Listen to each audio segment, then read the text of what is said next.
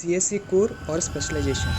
నేను చెప్తా కానీ ముందైతే రెస్టారెంట్కి పోతాం. తగలబెట్టండి సార్. రెస్టారెంట్లో నేను ఏమో చికెన్ బిర్యానీ తీసుకున్నాను, మా ఫ్రెండ్ ఏమో ఫుల్ మీల్స్ తీసుకున్నాడు. నాకు బిర్యానీతో పాటు రైతా ఒకటే ఇచ్చారు, కానీ వాడికి పప్పు, 2 veg curry, sambar, curd and దాంతోపాటు వాడు పన్నీర్ కర్రీ తీసుకున్నాడు. సో ఫైనల్ ఇద్దరం తినేసాం, కడుపు నిండిపోయింది, వచ్చాం. అయన్నొద్దు, పాయింట్కి రా. సరే బ్రో, ఇదంతా మాకు ఎందుకు చెప్తున్నావు అంటే, imagine chicken biryani as specialisation. నువ్వు స్పెషలైజేషన్ తీసుకుంటే మంచిదే, బట్ వేరే దానిలోకి వెళ్ళాలంటే లైక్ డేటా సైన్స్లో స్పెషలైజేషన్ చేసి వెబ్ డెవలప్మెంట్కి వెళ్ళాలంటే చికెన్ బిర్యానీలో పప్పు కలుపుకున్నట్టు ఉంటుంది. అదే కోర్ బ్రాంచ్ అయితే ఇట్స్ లైక్ వైట్ రైస్, ఏ కర్రీ అయినా మిక్స్ చేసుకోవచ్చు.